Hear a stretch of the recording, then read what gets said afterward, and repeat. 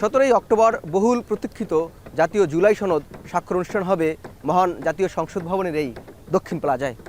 BNP, Jamaat, NCP সহ ফ্যাসিবাদ বিরোধী প্রায় সবগুলো রাজনৈতিক দল ও বিশিষ্টজনরা অংশ নেবে এই স্বাক্ষর অনুষ্ঠানে।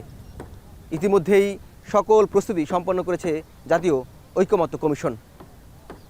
প্রশ্ন হলো, একদিন বাদেই যখন এই জুলাই সনদে স্বাক্ষর হচ্ছে, তখন সনদ ঘিরে সকল শঙ্কা কাটল কিনা? এই প্রশ্নের উত্তরেই জাতীয় ঐকমত্য কমিশনের সহসভাপতি অধ্যাপক আলী রিয়াজ জুলাই সনদের বাস্তবায়ন ঘিরে যে অনিশ্চয়তা রয়ে গেছে সেটা স্বীকার করে নিলেন। তবে দলগুলো বরাবরের মতো আন্তরিক থাকলে ভবিষ্যৎ কোনো সংকটকেই গুরুত্বপূর্ণ মনে করছেন না তিনি। যে কোনো প্রক্রিয়ায় ধরনের অনিশ্চয়তা তো থাকেই, সেই অনিশ্চয়তাটা কি আছে? সামান্যতা আছে, সেটাকে অস্বীকার করার কোনো কারণ নেই। আশা করি যে যেহেতু সনদের ব্যাপারে ভিন্ন মতগুলো যেগুলো আছে সুনির্দিষ্ট প্রস্তাবে সেগুলো সন্নিবেশিত হয়েছে, সেগুলো সুনির্দিষ্টভাবে লেখা হয়েছে, ফলে আমি শঙ্কার জায়গাটা খুব গুরুত্ব দিয়ে বা গুরুতর বলে মনে করছি না। এনসিপির নীতি নির্ধারণী পর্যায়ের এই নেতার দাবি, বাস্তবায়ন পদ্ধতি ঘোষণা না করে সনদে সই রাজনৈতিক দলগুলোর মধ্যে দ্বন্দ্ব তৈরি করবে এবং একে সরকারের তরফ থেকে রাজনৈতিক দলগুলোর সাথে প্রতারণাও বলছেন তিনি।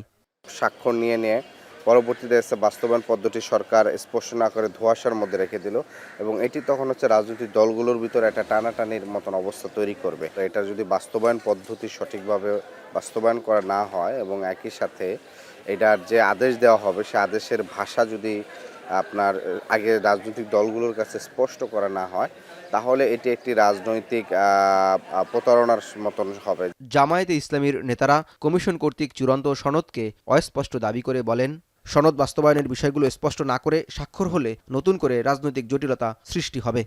বল এখন সরকারের কোর্টে, ওনারা ঠিক করবেন যে গণভোটটা কি এখন হবে আর কখন হবে, না গণভোট ছাড়া কোনো কিছু ওনাদের কাছে আছে। আমাদের জানা মতো এর বাইরে আসলে কোনো কিছু নাই। একটা ইউনিফর্ম জায়গায় হয়তো দলগুলো এসে যেতে পারে, তাহলে ক্রাইসিস থামবে। তা না হলে তো একটু জটিলতা হয়ে যাবে। কেউ যদি বলে আমার এইটা না হলে আমি সই করব না, দিস ইজ দ্য প্রবলেম। এদিকে বিএনপির বর্ষিয়ান এই নেতা বলছেন, সনদে সই হয়ে গেলে রাজনৈতিক জটিলতা কমে আসবে। সনদ স্বাক্ষরের মধ্য দিয়ে দলগুলোর ভিতর যে আস্থার সংকট আছে সেগুলোও কাটবে বলে মনে করছেন তিনি। সকল দলের সাথে আলাপ আলোচনা করে একটা এই সিদ্ধান্তে আসছে, তাই এখানে আর কোনো রকমের দ্বিধাদ্বন্দ্ব হবে না বলে আমার বিশ্বাস।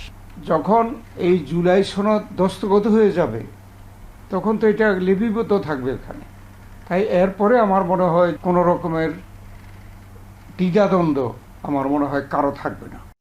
শেষ মুহূর্তে এসেও রাজনৈতিক দলগুলোর ভিন্ন ভিন্ন অবস্থান দেখা গেলেও কমিশনের সহসভাপতি সনদ সই অনুষ্ঠানকে দেখছেন ইতিহাসের সন্ধিক্ষণ হিসেবে। এ সনদের মধ্য দিয়েই বাংলাদেশ টেকসই গণতান্ত্রিক প্রক্রিয়ায় প্রবেশ করবে বলেও মনে করছেন তিনি। অতীতে যে তিনটা ঘটনা আমি বললাম, সেক্ষেত্রে 90-এ এক ধরনের ঐকমত্য থাকলেও জনগণের আন্দোলনের বাইরে রাষ্ট্র ক্ষমতা চেঞ্জ করার ব্যাপারে বা রাষ্ট্রীয় কাঠামো চেঞ্জ করার ব্যাপারে আমরা কিন্তু তাদের সাথে কথাবার্তা বলি নাই। কয়টা দলের সাথে কথা হয়েছিল সেদিন, কীভাবে আলোচনা? আজকে দেখুন সকলে আমরা যুক্ত আছি, আপনারা কথা বলছেন, আমরা কথা বলছি। তাহলে এই যে জায়গাটা, এই প্রশ্নটা আপনাকে, আমি এটাকে সন্ধিক্ষণ মনে করি। জুলাই সনদ বাস্তবায়ন পদ্ধতি নিয়ে অনিশ্চয়তা থাকলেও সেটি আলাপ আলোচনার মাধ্যমেই সুরাহা হওয়া সম্ভব, আর এ সম্ভাবনাই জুলাইয়ের ঐক্যকে শক্তিশালী করবে বলে মনে করছে দলগুলো। জাওদ মাহমুদ, এখন, ঢাকা। শিয়া বাটার ও ভিটামিন ই সমৃদ্ধ লিলি বিউটি সোপ, তারুণ্যময় উজ্জ্বল ত্বকের জন্য। রিমার্ক,